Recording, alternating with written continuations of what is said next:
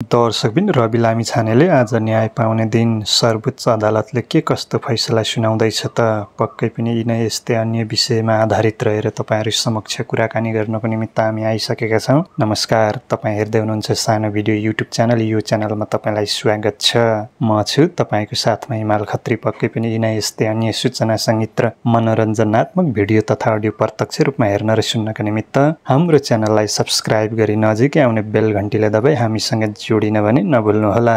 दर्शकबिन राष्ट्रिय स्वतन्त्र पार्टीका सभापति तथा पूर्व गृह मन्त्री रवि लामिछानेको सहकारी ठगी सम्बन्धी मुद्दामा आज फैसला आउने भएको छ। मुद्दाको पृष्ठभूमि रूपन्देहीको सुप्रिम सहकारी संस्थामा भएको ठगी प्रकरणमा लामिछानेमाथि संगठित अपराध र ठगीको आरोप लागेको छ। रूपन्देही जिल्ला अदालतले उनलाई 1 करोड रुपियाँ धरौटीमा रिहा गर्ने आदेश दिएको थियो, तर उच्च अदालत तुलसीपुर बुटोल इजलासले उक्त आदेश उल्टाउँदै उनलाई थुनामा पठाउने निर्णय गरेको थियो। सर्वोच्च अदालतको लामिछानेले उच्च अदालतको आदेश विरुद्ध सर्वोच्च अदालतमा रिट निवेदन दर्ता गरेका थिए। सर्वोच्च अदालतले उच्च अदालतको आदेशका आधारमा र कारण माग गर्दै कैफियत प्रतिवेदन झिकाउने निर्णय गरेको थियो। यसपछि मात्र सर्वोच्च अदालतले उक्त आदेशलाई सदर गर्ने वा बदर गर्ने निर्णय पक्कै पनि सुनाउनेछ। आजको अवस्था के छ त भन्ने विषयमा आजको मितिसम्म सर्वोच्च अदालतले उच्च अदालतबाट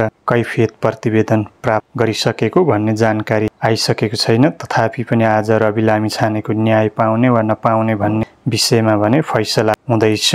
आजको मितिसम्म सर्वोच्च अदालतले उच्च अदालतबाट मागिएको कैफियत प्रतिवेदन प्राप्त गरेको जानकारी दिएको छैन। त्यसैले आज रवि लामिछाने न्याय पाउने वा नपाउने भन्ने अन्यल नै छ। तर विभिन्न सञ्चार माध्यमहरूमा आज रविको फैसला हुने र सर्वोच्चबाट रविलाई न्याय मिल्ने भन्ने समाचारहरू बाहिरिरहेको सामाजिक सञ्जालमा सम्प्रेषण भइरहेको परिप्रेक्ष्यमा आज बेलुका साँझ पक्कै पनि रवि लामिछानेको मुद्दामा सर्वोच्च अदालतले हेर्दैमा राख्ने वा सर्वोच्च अदालतले फैसला गर्ने भन्ने विषयमा अन्यलै भए तापनि जहाँसम्म लाग्छ आज बेलुकासम्म सर्वोच्च अदालतले फैसला सुनाउनेछ। तपाईलाई के लाग्छ? तपाईका सल्लाह सुझाव जिज्ञासा प्रतिक्रिया भए कृपया तल गई कमेन्ट बक्समा व्यक्त गर्नुहोला र हाम्रो सानो भिडियो युट्युब च्यानललाई सब्स्क्राइब गरी नजिकै आउने बेल घण्टीलाई दबाउँदै हामीसँग जोडिनुहोला भन्दै आजको छोटो भिडियो सामग्रीबाट छुट्टिन्छौँ। यहाँहरुका क्षणहरू सुखद रहून्। नमस्कार, धन्यवाद।